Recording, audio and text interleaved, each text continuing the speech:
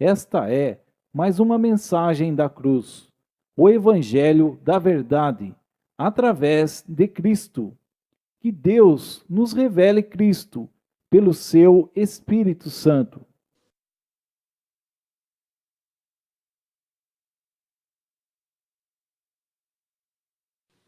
Graças a Deus, né, irmãos, por esses dias, por essa oportunidade que o Senhor está nos dando de termos comunhão nesses dias.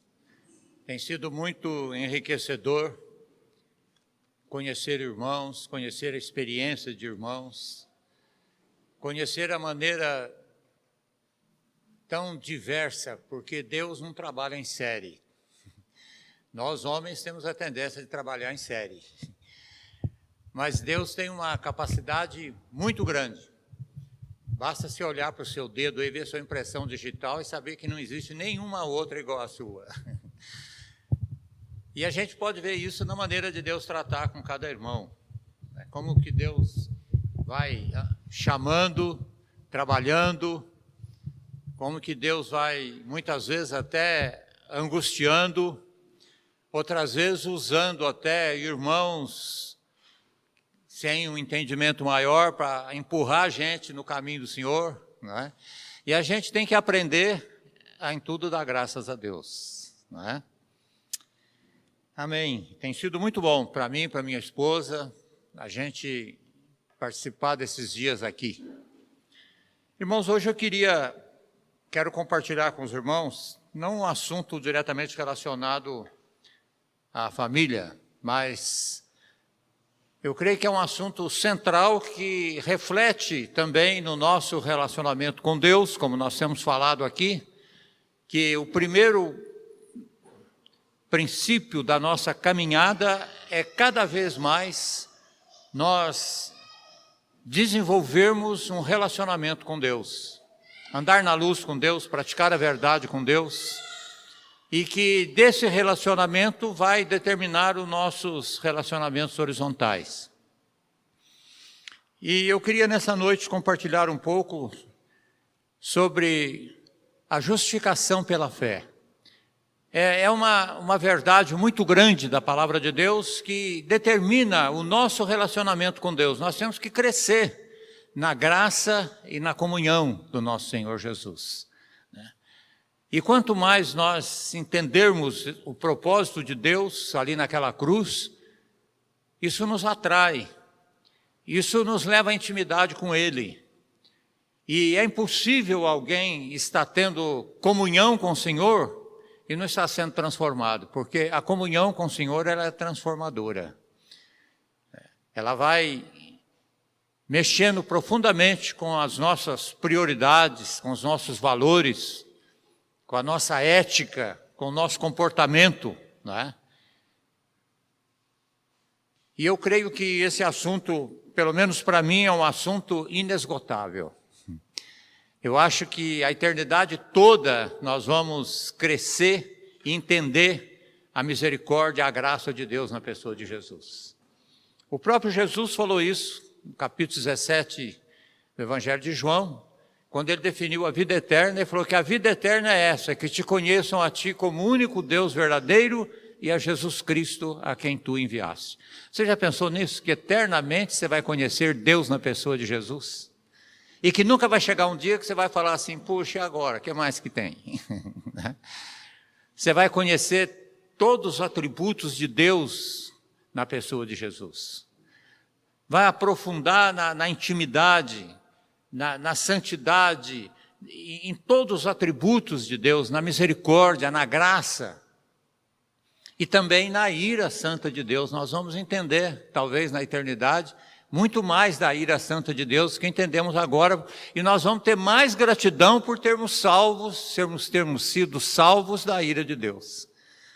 Porque hoje a gente não tem como eu disse aquele dia, não temos uma dimensão muito grande da ira de Deus. Agora, Jesus sabia, por isso que ele orou 3 vezes, Pai, se for possível, passa de mim esse cálice. Porque ele sabia a dimensão do que ele ia participar ali na cruz, não é? E eu creio, irmãos, que esse assunto, então, é um assunto prioritário na nossa vida. Tudo na nossa vida começa com Deus. Nós falamos aqui esses dias um pouco sobre relacionamento familiar, procuramos deixar claro isso. Não existe 10 maneiras de você consertar seu casamento, eu não acredito nisso. Eu acredito que se você começar a desenvolver sua vida com Deus, e o seu cônjuge começar a desenvolver a vida com Deus, e vocês começarem a desfrutar cada vez mais de uma intimidade com Ele, quanto mais perto vocês estiverem dEle, mais comunhão vocês vão ter. A nossa comunhão é com Ele. Fora dEle, nós somos tremendamente divisíveis. Nós brigamos até pelas coisas de Deus mesmo, não é? Então, irmãos, eu gostaria nessa noite de ler, se abrisse a sua Bíblia, em Romanos, no capítulo 3. Romanos, capítulo 3, do verso 21 ao verso 31.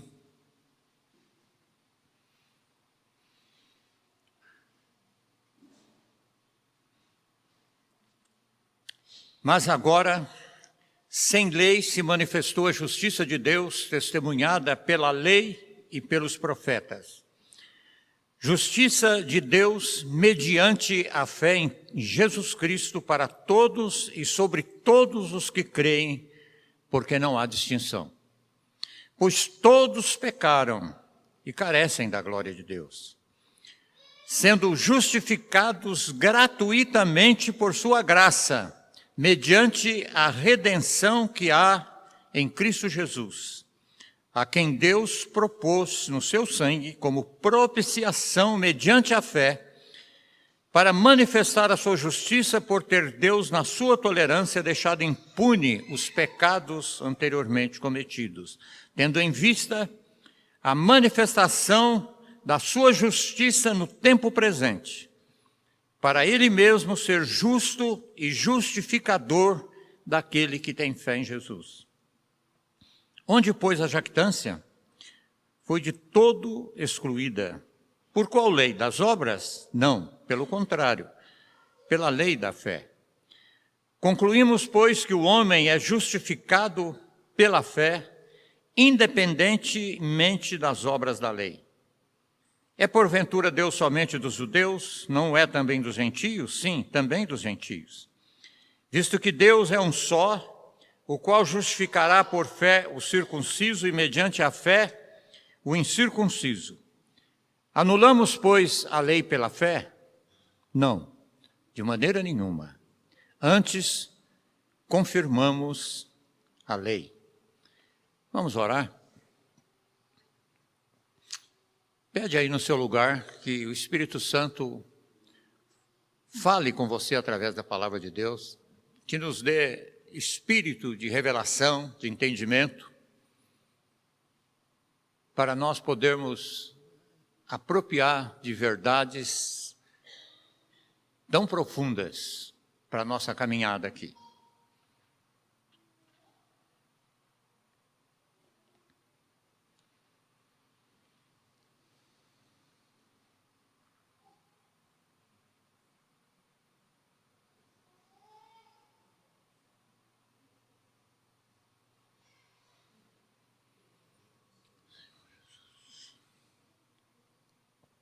Te agradecemos, Pai, por esse tempo que o Senhor nos concede de comunhão com a Tua Palavra.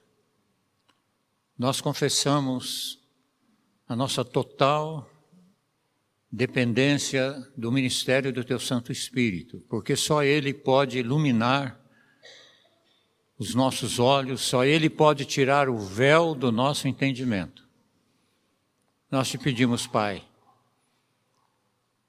nesta noite, que o Teu Santo Espírito nos dê essa graça de apropriarmos de verdades da Tua Palavra, que possam mudar, aprofundar, determinar o nosso relacionamento contigo e com os nossos irmãos. Pedimos em nome de Jesus. Amém. Irmãos, Paulo, do capítulo 1 de Romanos, até o capítulo 3, versículo 20, que é o versículo anterior a esse que nós começamos a ler, Paulo faz uma declaração geral de todo ser humano com respeito à depravação total. Ele mostra que não só os gentios, mas que também os judeus estão no mesmo terreno parelho, dependendo da mesma graça e da mesma misericórdia de Deus. Paulo então declara a culpa de toda a humanidade. Ele chega a dizer no versículo anterior que nós lemos, ele diz assim: ora, sabemos que tudo que a lei diz, aos que vivem na lei o diz para que se cale toda a boca e que todo mundo seja culpável perante Deus, visto que ninguém será justificado diante dele por obras da lei. E ele explica por quê. Porque em razão da lei vem o pleno conhecimento do pecado. Irmão, você sabe que a Bíblia deixa claro que tem duas maneiras de você ser salvo? Sabia disso, não? Você acha que eu estou pregando uma heresia aqui? Se você ler na própria carta aos Romanos, capítulo 14, Paulo vai dizer que se você cumprir toda a lei de Deus, ele vai repetir isso em Gálatas também, que se você obedecer 100% à lei de Deus, se você não tiver um coração divisivo, ele está citando Levítico 18,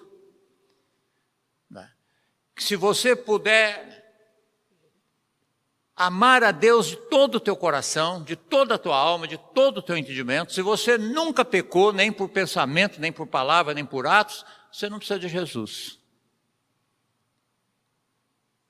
E ele procura mostrar isso para nos levar ao desespero de nós mesmos. Ele diz que a lei foi dada justamente para isso, para que venha o pleno conhecimento do pecado, para pôr o nosso coração para fora. Né? Para que nós possamos entender de uma maneira profunda a grande necessidade que nós temos do sacrifício de Cristo Jesus. Se alguém, o dia que morrer, puder chegar diante de Deus e falar: Senhor, pode puxar minha ficha aí, eu nunca pequei, você vai ser salvo sem ser através de Jesus. Agora nós sabemos que o único que pisou nessa terra, que satisfez plenamente a lei, foi o nosso Senhor Jesus Cristo. Né? Nenhum de nós consegue.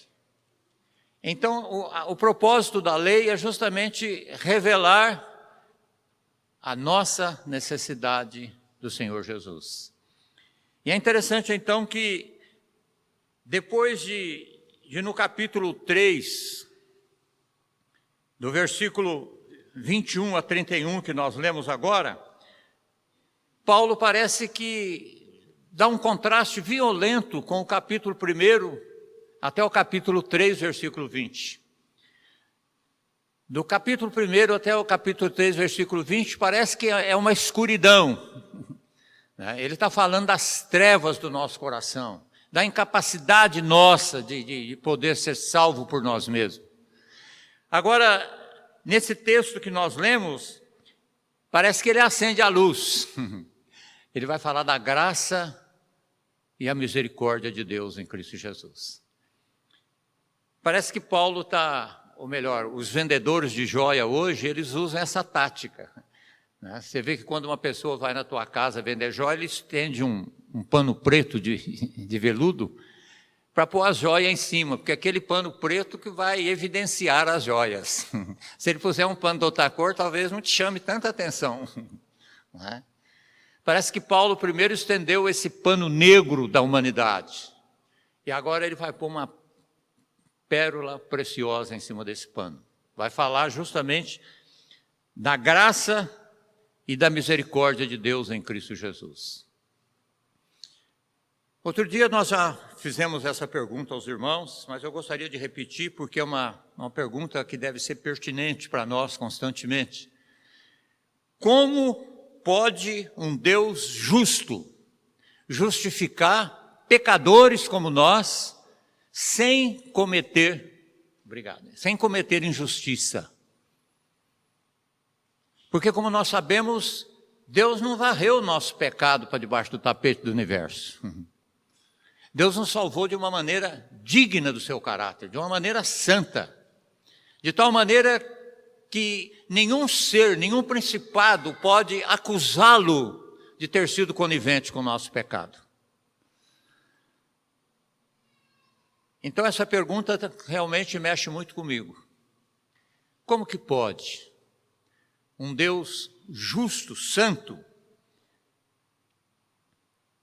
declarar que nós somos inocentes, irmãos? É muito mais do que perdoado. Por causa do sacrifício de Cristo foi declarado que nós nunca quebramos a lei, que nós cumprimos toda a lei. A graça é algo tão transcendente da nossa limitação que nós precisamos de graça para entender a graça. Você já pensou nisso? Que por causa do sacrifício de Cristo ali na cruz, você foi declarado inocente. Você foi declarado alguém que cumpriu toda a lei de Deus. Mas nós não somos assim. Mas Deus nos vê assim, por causa do sacrifício de Cristo. Por exemplo, se aquela porta ali da frente de vidro tivesse fechada e fosse todinha vermelha, as pessoas lá de fora, se olhassem para nós, iam nos ver vermelho, mas nós não somos vermelhos. Deus nos olha através do sacrifício de Cristo. E Ele nos vê inocentes, pessoas que cumpriram toda a lei. Mas na realidade nós não somos, nós estamos dentro de um processo. É isso que Paulo fala quando ele diz: aquele que não conheceu o pecado, Deus o fez pecado por nós, para que nós fôssemos feitos justiça de Deus. Talvez nós podemos, para entender bem o que aconteceu, pensar assim: imagina se um juiz declara um criminoso inocente, nós nos revoltaríamos contra isso, né? Imagina se um bandido invade a tua casa e arrebenta com a tua família, e mata, e estrupa, e faz barbaridade na sua casa. Depois você vai assistir o julgamento desse camarada. E quando vê o juiz declara que ele é inocente, você talvez ele dizer assim: esse juiz é mais bandido do que esse bandido. Não é? Como que esse juiz vai declarar inocente uma pessoa assim? Agora, irmãos, é interessante entender. Eu quero que você abra a sua Bíblia em Provérbios 17. Provérbios 17, 15, diz assim: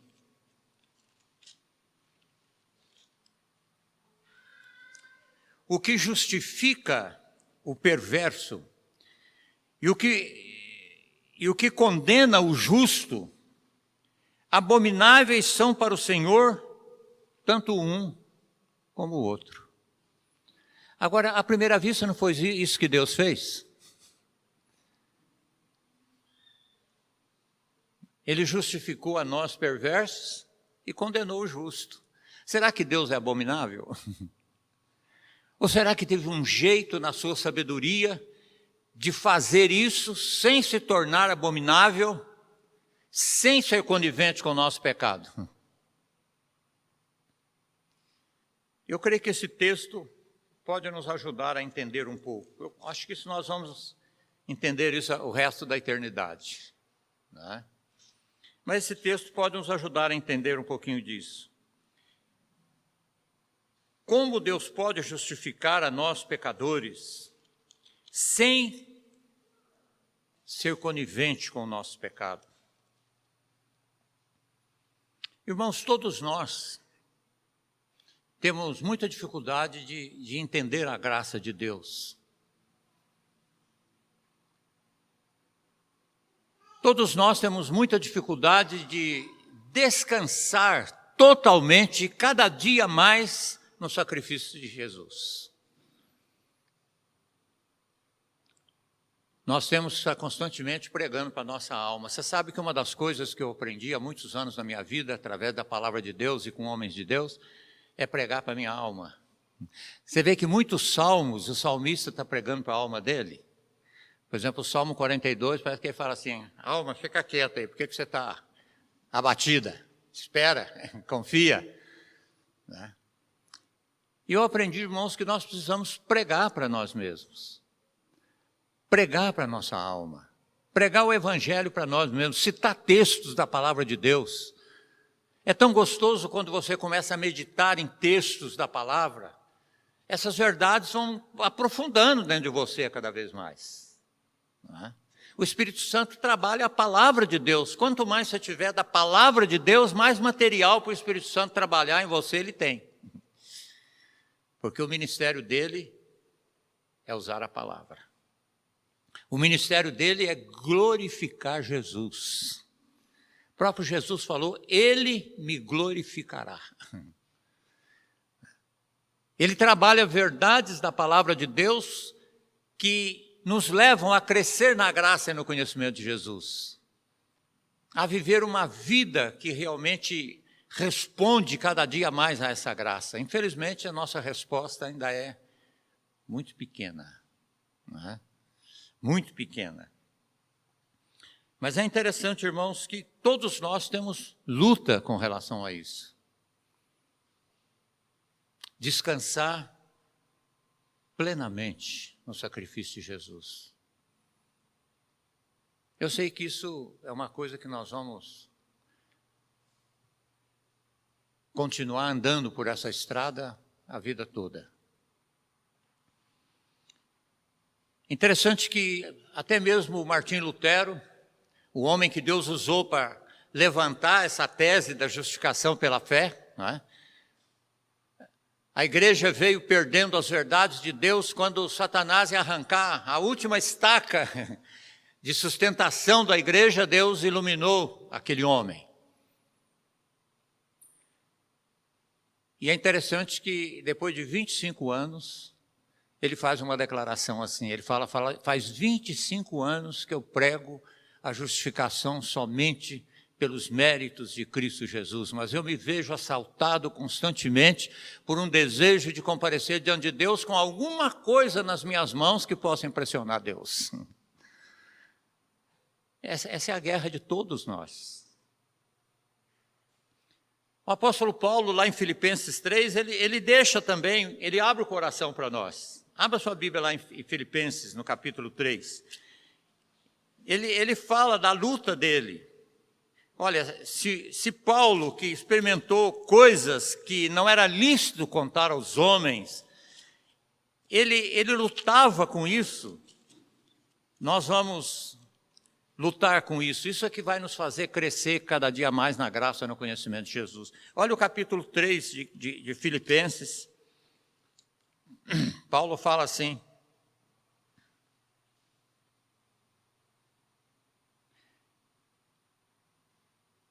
não que eu tenha, versículo 12, não que eu tenha já recebido ou tenha obtido a perfeição, mas prossigo para conquistar aquilo para o que também fui conquistado por Cristo Jesus. Interessante essa expressão que Paulo usa, né? Ele está falando de uma coisa objetiva, que ele já foi conquistado naquela cruz, e que agora ele estava de uma maneira subjetiva, o trabalhar do Espírito Santo na vida dele, fazendo com que ele corresse atrás disso que já era dele. Ele já tinha sido incluído naquela cruz. E ele diz assim, irmãos, quanto a mim, não julgo havê-lo alcançado. Mas uma coisa faço, esquecendo as coisas que para trás fico, avançando para as que estão adiante de mim, prossigo para o alvo, para o prêmio da soberana vocação de Deus em Cristo Jesus. Todos, pois, que somos perfeitos, tenhamos esse sentimento. E se porventura pensais de outro modo, também isto Deus vos iluminará. Depois ele diz assim,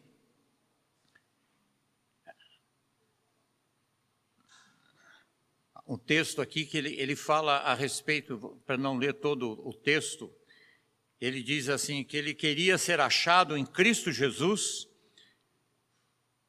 não baseado na justiça que procede da lei, mas na justiça que vem pela fé do Filho de Deus.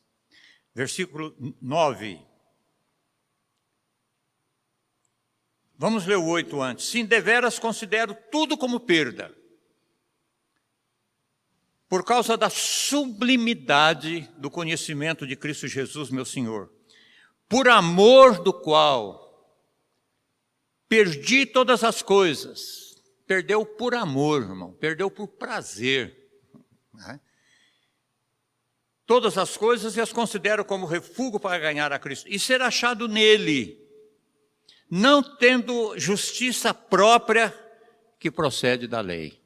Irmãos, toda justiça própria procede da lei. Você acha que você está cumprindo a lei. E isso gera no seu coração uma justiça própria. E Paulo diz assim, ser achado em Cristo, não tendo a justiça que procede da lei, senão a que é mediante a fé em Cristo Jesus, a justiça que procede de Deus, baseada na fé. Olha, você vê que esse homem, ele tinha uma luta dentro dele. E essa luta todos nós temos. De aprender a descansar plenamente, unicamente, cada dia mais, no sacrifício de Jesus. E o texto que nós lemos começa assim, mas agora sem lei se manifestou a justiça de Deus, testemunhado pela lei e pelos profetas. Ele está dizendo que toda a lei e todos os profetas, todo o Velho Testamento apontava para a pessoa de Jesus. Era um testemunho dando a respeito. Quando você estuda o Velho Testamento, você percebe isso. Desde lá do Éden, aquele primeiro animal que Deus sacrificou lá, aquilo lá é chamado do proto-evangelho, ou a semente do evangelho. E quando você estuda todo aquele ritual de sacrifícios, a instituição do tabernáculo, os animais, você vê que tudo aquilo apontava para Cristo Jesus. E é interessante, irmãos, que esse texto que eu li para você, se você olhar com cuidado, você vai ver que várias vezes ele repete a palavra mediante. No versículo 2 ele fala, a justiça de Deus mediante a fé.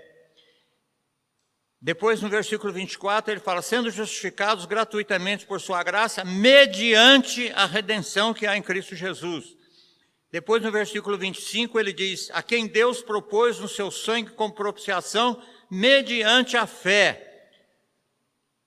Ele está mostrando, irmãos, que a fé é um dom que Deus nos dá, é um meio para nós crermos no Senhor Jesus. Infelizmente hoje tem tanta deturpação a respeito da fé, tem gente que tem fé na fé, não é? O texto é claro dizendo que a fé é um dom que Deus nos deu. Né? Paulo fala lá em Efésios 2:8 que não vem de obras para que ninguém se glorie. A fé é um meio, é como com a mão espiritual ou espiritual que nós temos para receber Cristo. E o texto faz questão de trabalhar isso, né? Que nós somos salvos mediante a fé. Você foi salvo porque Deus te regenerou, te deu fé para crer no sacrifício. Você foi salvo por causa do sacrifício de Jesus. Não foi por causa da sua fé. A fé foi um meio apenas que Deus dá para você entender isso. E aqui a gente continua vendo isso, irmãos, que ele diz assim, justiça de Deus mediante a fé em Cristo Jesus sobre todos os que creem, porque não há distinção. Ele já tinha trabalhado antes aqui, né, que tanto judeu como gentio, todos estão no mesmo terreno nivelado para ele, dependendo da mesma graça. Né? Deus não tem uma maneira de tratar com o judeu, é uma maneira de tratar conosco. Quando você lê Efésios, você percebe isso. Paulo fala que a parede de separação foi derrubada, que não tem mais judeu, nem grego, nem escravo, nem livre, não tem mais. Ninguém é salvo por etnia, é salvo unicamente pela fé no sacrifício de Cristo Jesus. Agora, irmão, a pergunta então fica, como que Deus pôde dizer a pecadores como nós, que nós somos justos. Sem ele se tornar abominável. A solução desse dilema, irmãos, está aqui no versículo 24. Ele diz assim: sendo justificados gratuitamente por sua graça, mediante a redenção que há em Cristo Jesus. Foi através da redenção que há em Cristo Jesus. É interessante, nesse texto tem 3 palavras muito importantes, que são, poderíamos dizer assim, 3 doutrinas básicas da nossa fé. Aqui esse texto fala da justificação pela fé, fala da redenção e fala da propiciação. São verdades profundas a respeito da pessoa de Jesus. Quanto mais nós lermos na palavra, estudarmos o que é propiciação, o que é redenção. É interessante que a palavra justificação, as palavras elas formam conceitos na nossa mente, figuras na nossa mente. A palavra justificação está relacionada a um tribunal de júri, né? E Paulo diz que nesse tribunal nós fomos declarados inocentes.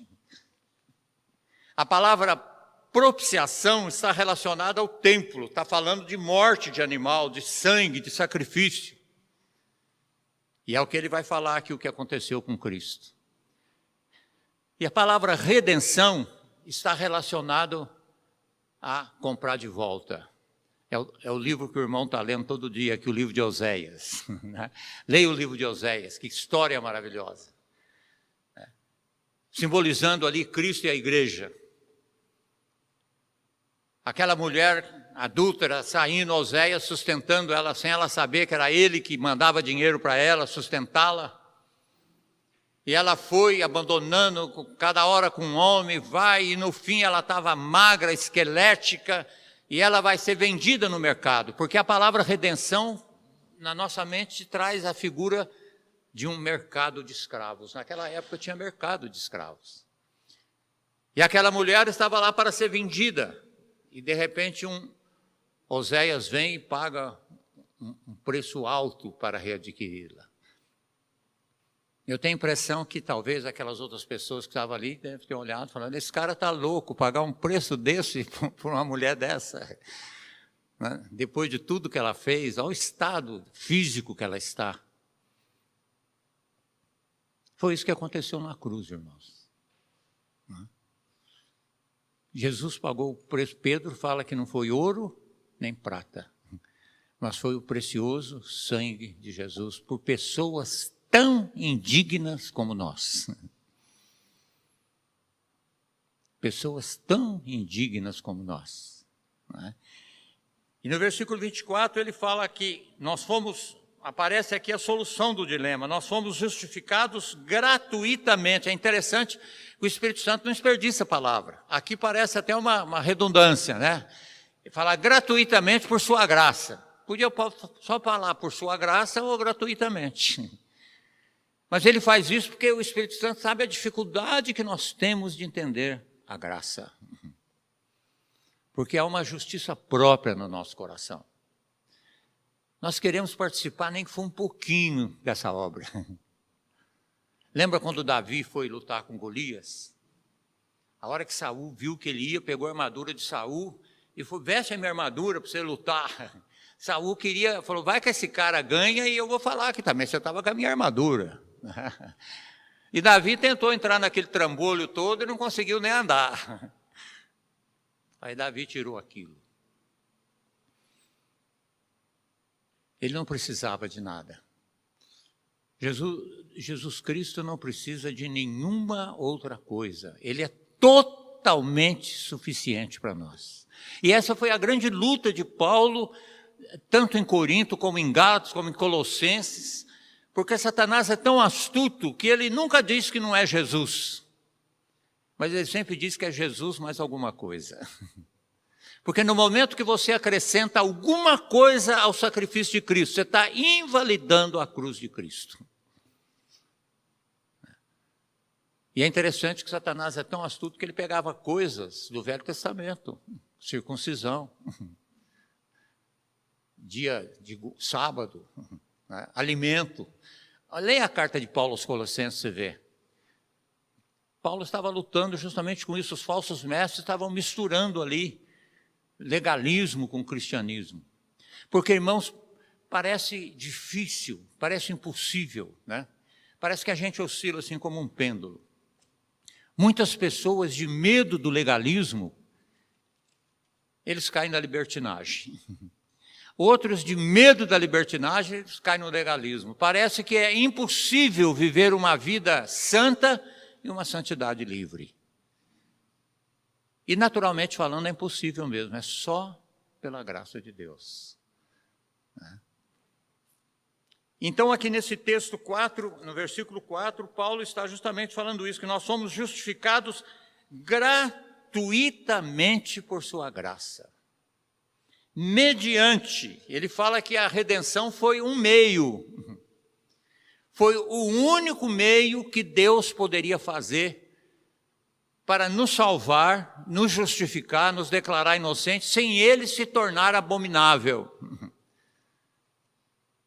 Porque, irmãos, Jesus Cristo era inocente, mas ele não era uma terceira parte. Geralmente, quando duas pessoas estão em conflito, eles arrumam um advogado, alguém para ficar no meio. Mas Jesus Cristo não era a terceira parte. Paulo diz, Deus estava em Cristo reconciliando consigo o universo. Deus estava rasgando a sua própria carne na pessoa do Filho. Foi a única maneira dele nos declarar inocentes sem se tornar abominável aos seus próprios olhos. Né? Ele diz aqui, mediante a fé. Depois no verso 25 ele diz assim, que foi Deus que propôs isso. Irmãos, isso fazia parte de um plano eterno de Deus. O Cordeiro foi morto desde antes, na mente de Deus ele foi morto antes da fundação do mundo. Né? Nós podíamos dizer assim que Deus já tinha um remédio antes da doença. Tudo isso faz parte de um mistério que a gente não entende bem. E, aliás, nós não precisamos entender muita coisa, nós precisamos crer. Né? Que a palavra diz que é assim, eu creio. Né? Diz que uma vez um irmão estava conversando com outro e falou a respeito de Jonas, que o peixe engoliu Jonas. O camarada falou, você acredita? Ele falou, acredito. E se a Bíblia dissesse que foi Jonas que engoliu a baleia, eu acreditava também. Nós, às vezes, queremos racionalizar a nossa fé. Mas, irmãos, a fé é a prova das coisas que não se veem. Abraão saiu sem saber para onde ia. Moisés saiu com o povo de Deus no deserto, preferindo sofrer com o povo de Deus no deserto, do que ser chamado filho da filha de Faraó. Porque ele andava como que vendo o invisível. E aqui nesse texto 25 ele diz que foi Deus que propôs que Cristo seria propiciação mediante a fé. Irmãos, essa palavra propiciação, ela nos leva lá para o Velho Testamento no propiciatório. O propiciatório era aquela lâmina de ouro que tinha em cima da arca do concerto, lá no Santo dos Santos, onde tinha dois anjos olhando assim com as asas abertas, olhando para o centro daquela lâmina de ouro. Era ali onde o sumo sacerdote entrava uma vez por ano, no dia da expiação, para fazer o sacrifício primeiro por ele, depois pelo povo. E era o único lugar onde a nação de Israel podia encontrar com Deus sem ser consumido pela santidade de Deus. Porque levava o sangue de um animal que tinha sido sacrificado, que era uma figura de Cristo. Irmãos, a cruz de Cristo é o único lugar onde você pode encontrar com Deus sem ser consumido pela santidade de Deus. É o único lugar. E aqui ele está dizendo que foi Deus que propôs. Isso fazia parte do desejo de Deus, da mente de Deus. Eu gosto muito de Efésios. Efésios fala muito sobre isso, né? Efésios fala, no capítulo 1, ele fala assim, várias vezes ele fala assim, ele vai falando que Deus nos escolheu, que Deus nos predestinou, que Deus nos adotou, e ele fala que tudo isso, ele fala, nos predestinou para Ele, para a adoção de filhos, mediante a redenção que há por meio de Jesus Cristo, segundo o beneplácito da sua vontade. Deus teve uma vontade, um bom prazer. O único motivo que leva Deus a agir, a criar o universo, a nos criar, foi que Ele teve um bom prazer. Ele teve uma santa vontade de fazer isso. Ele não foi impulsionado por nenhum outro motivo. Deus não tinha necessidade de criar nada. Ele não ficou mais feliz porque criou nada. Nada acrescenta nada a Deus. E aqui, nesse versículo, a palavra de Deus está dizendo que Deus propôs. Foi um desejo do coração de Deus. Irmãos, eu levei muito tempo para entender algumas coisas na palavra de Deus. O versículo, eu lembro que quando jovem, o versículo que todos nós aprendemos é João 3,16, não é? Porque Deus amou o mundo de tal maneira que deu o seu Filho para todo aquele que crê não pereça, mas tenha vida eterna. Eu demorei muito para entender, irmãos, porque durante a minha mocidade, eu pensava assim que eu gostava muito de Jesus, mas eu tinha um pouco de dificuldade com o Pai. Porque para mim parecia que o Pai era um legalista que criou uma porção de lei que eu não podia cumprir, que Jesus teve que cumprir no meu lugar para me salvar da mão de Deus. Eu vou contar uma ilustração que talvez te ajude a entender melhor. Se você mudasse para Maringá e eu falasse assim para você, olha, aqui tem um bandido, um facínora, ele vai te pegar, ele pega todo mundo que chega aqui, é questão de tempo apenas. Agora, a única chance que você tem é que aqui tem um velho. É muito difícil conviver com esse velho. Ele exige perfeição total. Você não vai aguentar muito, não. Mas é a única pessoa de quem esse bandido tem medo. O que você ia fazer para morar em Maringá? Você ia suportar o velho para defender do bandido, né? Eu, durante jovem, tinha muito isso na minha cabeça. Eu tinha medo de Deus, eu não tinha prazer em Deus. Eu não consegui entender esse texto de João 16. Não é que Jesus quebrantou o coração de Deus para Ele me aceitar. É que a cruz, a entrega do Filho é a prova do amor de Deus. Deus amou o mundo de tal maneira, com tamanha intensidade. Quando eu comecei a entender isso, irmãos, começou a mudar a minha gratidão a Deus. E aqui Paulo está dizendo justamente isso, que foi Deus que propôs a Cristo. Eu lembro quando eu era adolescente, criado numa igreja presbiteriana, né? E participando ali todas as classes que tinha, parece que ficava na cabeça da gente assim uma raiva daqueles políticos e daqueles religiosos que mataram Jesus. É verdade que eles tiveram uma responsabilidade natural, mas eu demorei muito para entender que quem matou Jesus naquela cruz foi Deus. Não é? Quando você lê Isaías, você percebe isso, 53. Tem expressões ali que até mexe com a gente. Fala, ao Senhor agradou moê-lo, fazendo enfermar. O castigo que nos traz a paz estava sobre ele. Pelas suas pisaduras nós fomos sarados. Aqui Paulo está dizendo a mesma coisa, que foi Deus que propôs Cristo como propiciação. Ele tinha que morrer. Não tinha outro jeito. Se tivesse outro jeito, Deus teria atendido a oração de Jesus. Quando ele falou, Pai, se for possível, passa de mim esse cálice. Mas faça a tua vontade, não a minha. A igreja primitiva entendeu isso. Eu queria que você lesse 2 textos aí. Atos, abra sua Bíblia em Atos.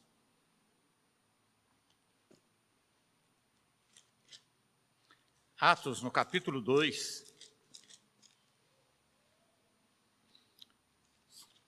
o discurso de Pedro começa no verso 14. Nós vamos ler só o verso 22 até o verso 24.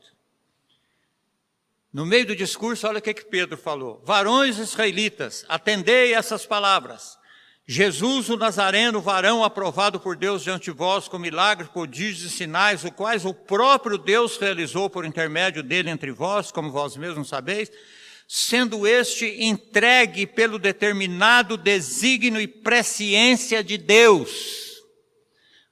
Aí vem a responsabilidade deles. Vós o mataste crucificando-o por mãos iníquas. Aqui a igreja, Pedro estava dizendo que aquilo estava acontecendo porque aquilo fazia parte de um decreto, de um plano eterno de Deus.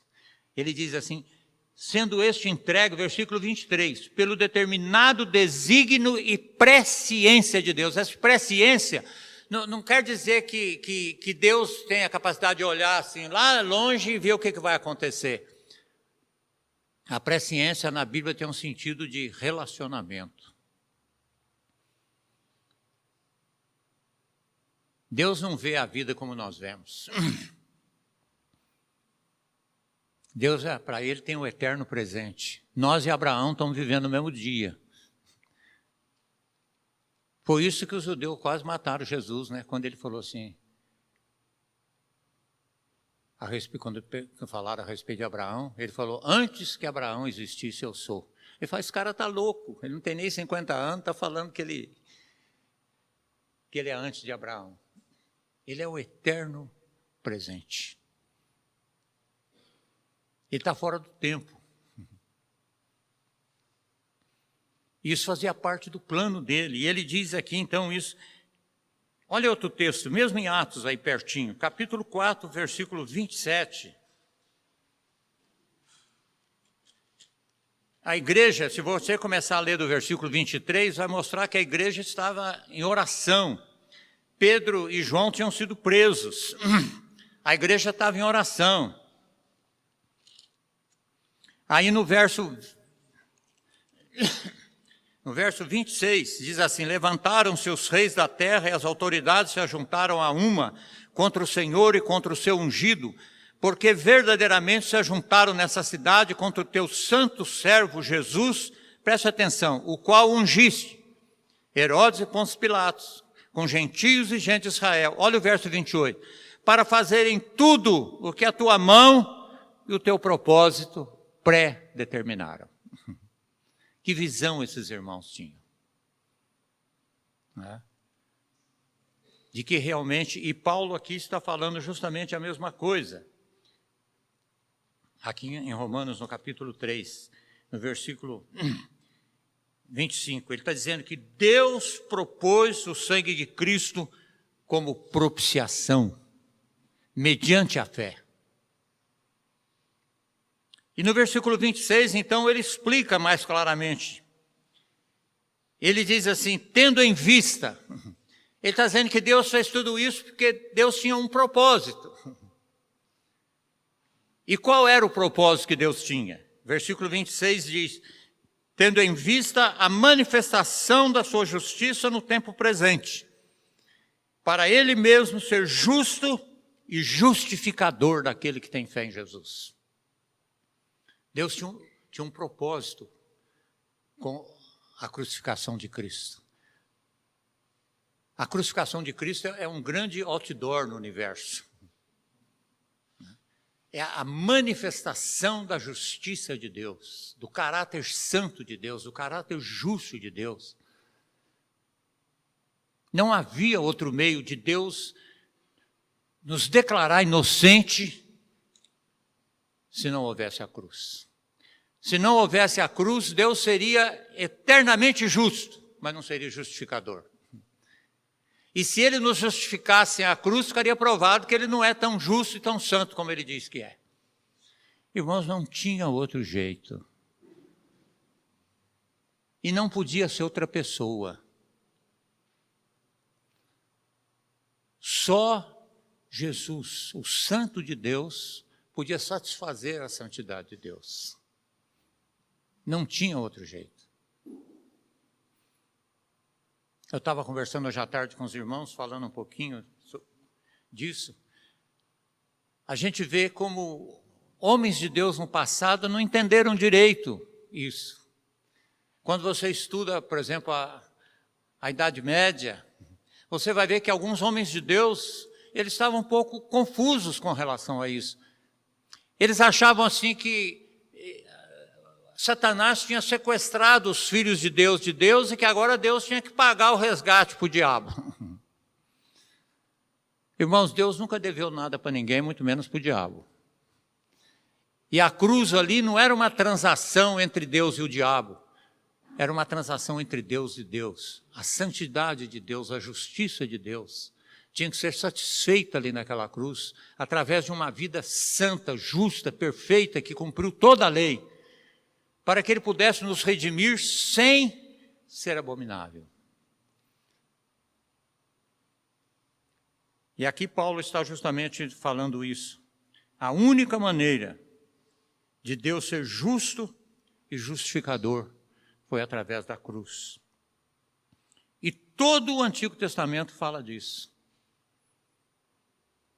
Todos aqueles animais que morreram apontavam para Jesus. Por isso que quando João Batista foi apresentar Jesus, ele falou: eis o Cordeiro de Deus que tira o pecado do mundo. Ele está dizendo, todos aqueles cordeiros, todos aqueles animais, era uma figura, o sangue de animais e bode nunca pôde justificar pecado. Estude o livro de Hebreus que você vai ver isso. E o perdão que eles tinham lá no Velho Testamento, era um perdão, você olha o capítulo 10 de Hebreus que você vai ver isso, era um perdão anual. Aquele sacrifício do dia da expiação tinha que ser repetido todo ano. Eles eram perdoados por um ano. E eles ficavam assim meio tensos, né? Quando chegava toque das trombetas, começava a anunciar, chegando a festa. Será que Deus vai nos perdoar mais uma vez? É interessante que Hebreus, abra sua Bíblia em Hebreus, no capítulo 10. Ele chega a dizer assim que, na verdade, ele estava comemorando o aniversário do pecado.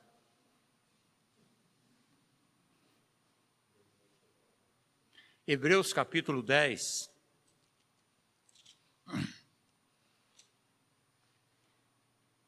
Olha que diz: ora, visto que a lei tem sombra dos bens vindouros e não a imagem real das coisas, nunca jamais pôde tornar perfeitos os ofertantes com os mesmos sacrifícios que ano após ano perpetuamente eles oferecem. Aí o versículo 2 é uma pergunta, você pode ver que no fim tem um ponto de interrogação aí. Ele está dizendo assim, ele está falando, se aqueles sacrifícios tivessem algum valor, eles não precisavam ser repetidos. A prova que eles não tinham valor é que eles tinham que ser repetidos. Ele está dizendo assim, de outra sorte não teriam cessado de ser oferecidos, porquanto os que prestam culto, tendo sido purificados uma vez por todas, não mais teriam a consciência do pecado? Claro! Se aquele sacrifício tivesse efeito real, eles não precisavam ser repetidos, as pessoas estavam purificadas do pecado. Mas tudo estava aguardando aquele momento da cruz. Parece assim, você já pensou, por exemplo, um gerente de uma empresa, às vezes um funcionário traz um problema para ele dá uma olhada e fala, deixa aqui, a semana que vem eu resolvo isso aqui, põe na gaveta. Aí vem outro problema, semana que vem. Quando você lê aqui Romanos, onde nós lemos, né, ele fala assim, olha a coisa interessante que ele fala.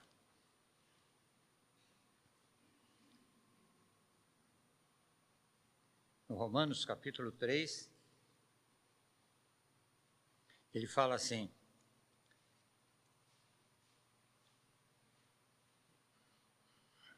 que Deus não levou em conta os pecados anteriormente cometidos, porque Deus estava aguardando. Ali na cruz foi tratado todos os pecados, desde o primeiro pecado até o último que você vai cometer. Porque, na verdade, irmãos, Deus não perdoa pecado. Todo o Velho Testamento mostra isso para nós. O pecado tem que ser julgado. ou na cruz ou no inferno. Vai ter que ser julgado. Ele aceitou imputar em Cristo Jesus o nosso pecado. Mas Deus não perdoa pecado. Deus não passa por cima de pecado. Deus tem um antagonismo total contra o pecado. Nosso pecado teve que ser julgado. Aquela taça que Jesus dizia, se for possível, passe de mim esse cálice, era o cálice da ira de Deus. O julgamento, ele teve que sofrer, suportar o julgamento. Para nós foi pago ali na cruz. Para quem não crê em Jesus, vai ter que ser pago na ira futura de Deus. Não existe perdão de pecado, existe justificação de pecadores. E aqui a palavra de Deus está justamente dizendo isso. Muitos naqueles irmãos na Idade Média não entenderam essas verdades. O próprio Agostinho, eu estava falando com os irmãos hoje, ele desenvolveu uma teoria, se não me falha a memória, da ratoeira. Ele achou que a cruz foi uma grande ratoeira que Deus armou para pegar o diabo. Outros irmãos achavam que assim como você vai pescar, você pega uma minhoca e cobra o anzol para o peixe não saber que tem um anzol dentro da minhoca. Então o peixe vem por causa da minhoca e você fisga ele. Então eles diziam assim que lá na cruz o Satanás não sabia que tinha um Deus ali dentro daquele corpo e ele foi pego ali. Mas irmãos, esse irmão chamado Anselmo de Cantuária, no século XI, ele foi... Outros irmãos já estavam vislumbrando isso um pouco antes dele, mas ele foi o que declarou, sistematizou essa verdade. É a chamada teoria da satisfação de Deus. Cristo estava satisfazendo a santidade de Deus ali na cruz, não tinha nada a ver com o diabo. E Paulo aqui está justamente nos falando essa verdade. Ele fala que foi imputado em nós. Lembra a história que eu contei da ovelha aqui ontem?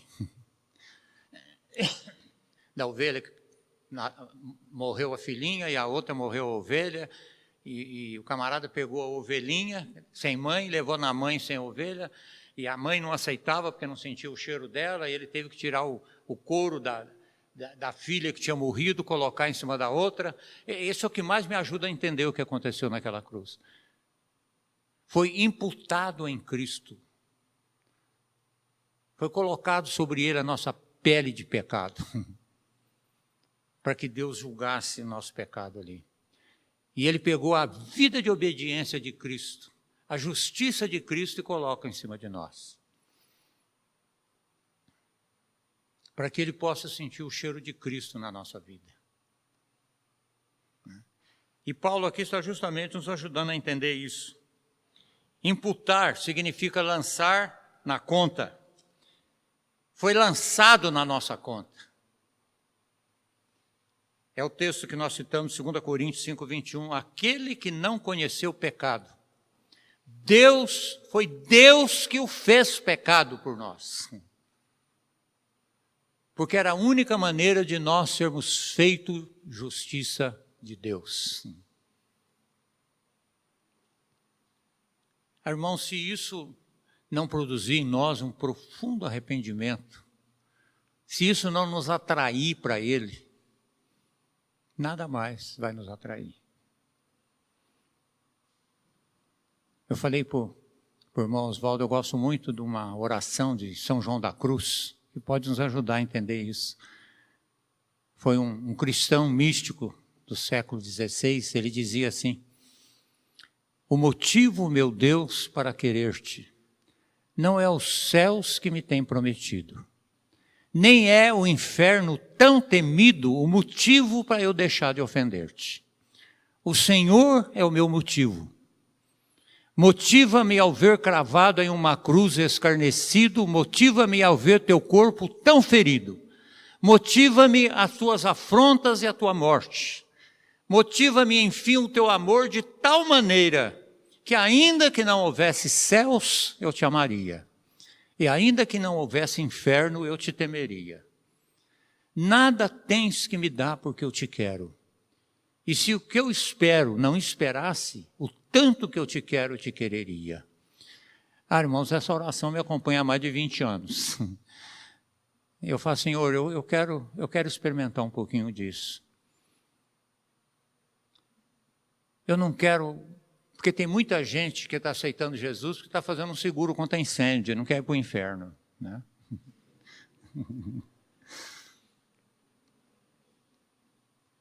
É diferente quando você começa a entender um pouquinho a demonstração da graça e da misericórdia de Deus naquela cruz. Você começa a ter um coração de gratidão. Você quer ser dele. E é isso que é o verdadeiro culto. É quando você entende isso. Paulo fala em Romanos 12, rogo-vos, pois, irmãos, pela misericórdia de Deus, que apresenteis. Cada um de nós tem que apresentar o nosso corpo como sacrifício vivo, santo e agradável a Deus, que é o nosso culto.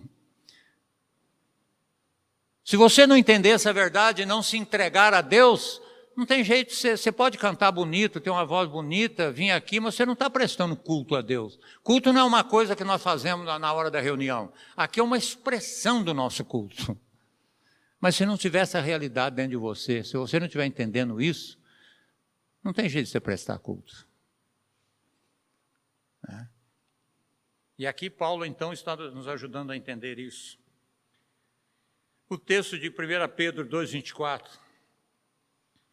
ele fala que Jesus carregou nele mesmo, no seu corpo, os nossos pecados. O texto de Isaías fala isso. O texto de Colossenses, que nós citamos ontem, da nota promissória, que foi ali naquela cruz rasgada.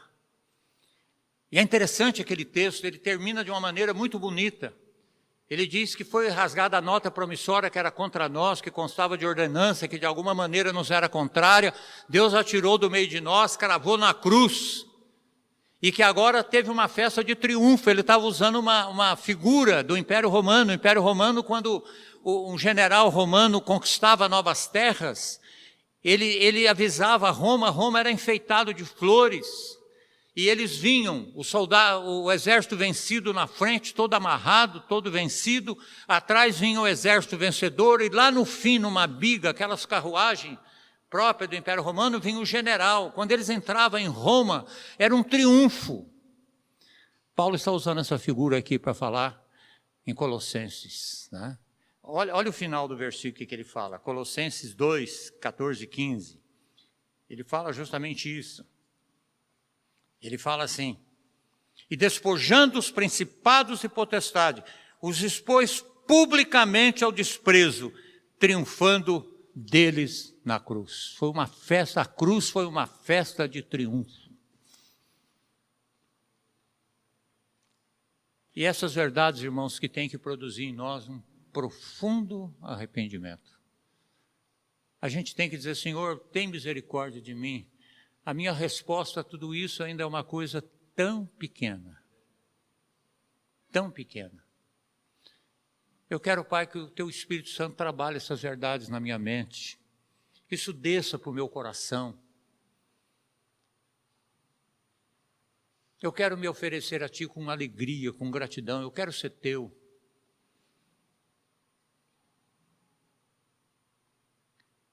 Eu não quero mais pertencer a mim mesmo mais. É interessante que lá na época do Velho Testamento, quando um judeu ficava em situação financeira difícil, ele era comprado por outro judeu, podia trabalhar para ele, e tinha alguns requisitos, que não é o caso agora, mas se ele encontrasse tanta segurança naquele outro judeu que o havia comprado, ele podia fazer uma opção.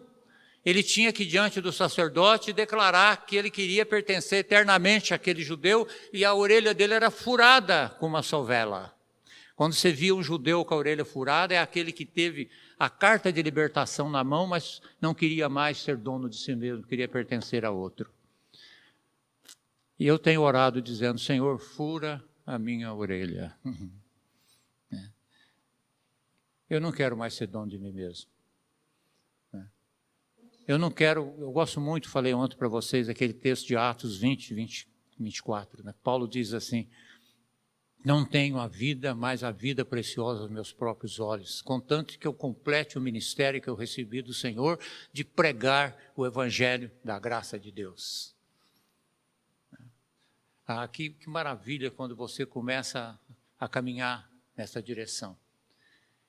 E esse texto, então, irmãos, nos ajuda a compreender essa verdade.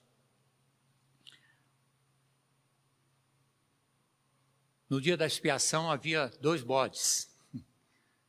Um era chamado o bode do sacrifício, o outro era o bode emissário. Esses 2 bodes falam do que aconteceu naquela cruz.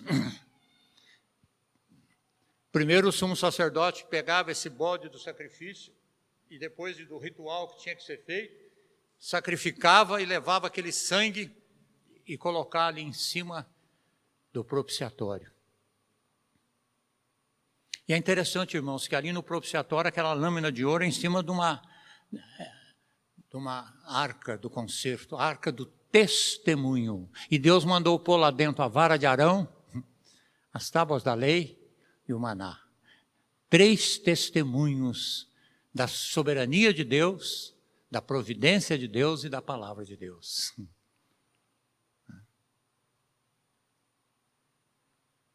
E ele então sacrificava aquele animal, fazia o ritual que tinha que fazer. Depois ele chegava no bode emissário, punha a mão na cabeça, confessava o pecado do povo, e aquele bode era levado para o deserto. Uma figura de que Deus não se lembra mais do nosso pecado. Deus não se lembra mais do nosso pecado. Foi isso que aconteceu na cruz, irmãos.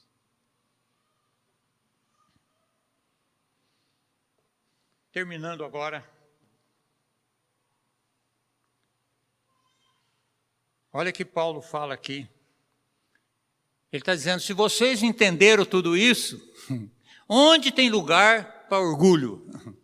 Onde tem lugar para justiça própria? Ele fala assim, onde pois a jactância? No que você vai se jactar? No que você vai se inflar, se inchar? Se tudo é graça, é misericórdia. Se você não merecia nada. Ele fala, onde pôs a jactância? E ele fala, foi de toda excluída. Aí ele fala, por qual lei? Das obras? Ele fala, não, a lei das obras não exclui a jactância. Ao contrário, a lei das obras incha cada vez mais. Não, eu sou pecador, mas nem tanto também, né? Eu participo há 30 anos, eu nunca faltei a uma comunidade, eu contribuo, né? Irmãos, é uma linha muito fina, porque nós temos que fazer tudo isso, mas fazer em gratidão ao que Ele fez. Né? Em gratidão. A única coisa que nós podemos dar a Deus, ações de graças. Nunca cometa a loucura de se achar que você pode dar alguma coisa para Deus. No começo da vida cristã, a gente até entra meio confuso na coisa. Não é? Eu lembro quando meus filhos eram pequenos, eu chegava de viagem, eles iam correndo me abraçar, abraçando as minhas pernas de olho na mala, assim. Porque eles sabiam que eu trazia um presentinho para cada um. E eu dava o presentinho para eles, eles saíam de perto de mim. Eles não tinham muito prazer em mim. Mas hoje eu ficaria muito triste se meus filhos, que já são todos casados, chegassem lá em casa só para querer alguma coisa de mim. Eu ficaria muito triste. E é tão gostoso quando eu percebo que eles querem estar comigo, eles inventam coisa para estar junto de mim. Porque eles querem estar comigo. Eles nem precisam, agora é eles que me dão as coisas. Irmãos, nós precisamos crescer na graça e no conhecimento de Jesus. Para a gente parar de fazer negócio com Deus. A única coisa que nós podemos e devemos dar a Deus, ações de graça, gratidão pelo que Ele fez por nós naquela cruz. Isso muda a tua vida. Você vai ofertar para missões por gratidão, você vai ofertar na comunidade onde você está por gratidão. Você vai pregar o evangelho por gratidão.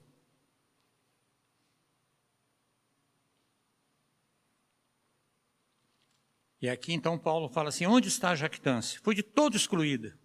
Por qual lei das obras? Não, a lei das obras não exclui. Ele diz, pelo contrário, pela lei da fé. Ah, irmãos, só mesmo pela graça de Deus, pela fé que Ele nos deu, para crermos no sacrifício de Cristo, que nós vamos excluindo a jactância do nosso coração. Quanto mais você entender a graça de Deus, quanto mais você entender aquela cruz, quanto mais você entender o que é a justificação, quanto mais você compreender isso, mais você vai se considerar indigno dessa graça.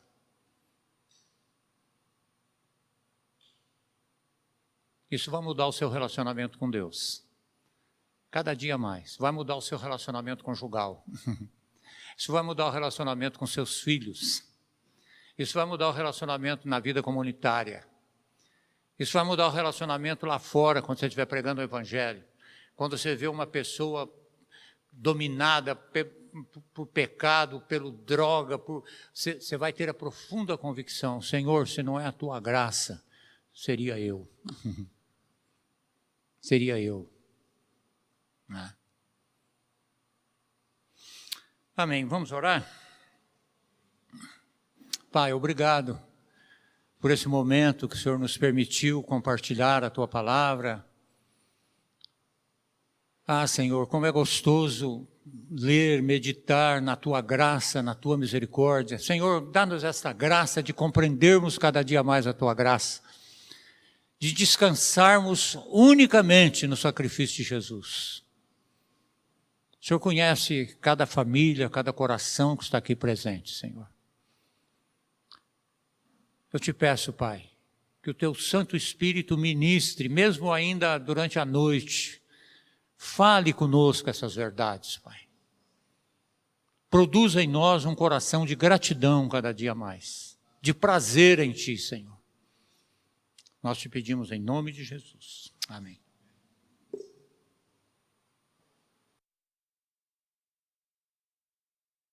O objetivo deste CD é de levar a mensagem da cruz para a sua vida e sua família. Venha participar conosco dos cultos todos os sábados às 20 horas e os estudos bíblicos todos os domingos. Rua José Bodenali, número 70, bairro Nova Tietê, Tietê, São Paulo.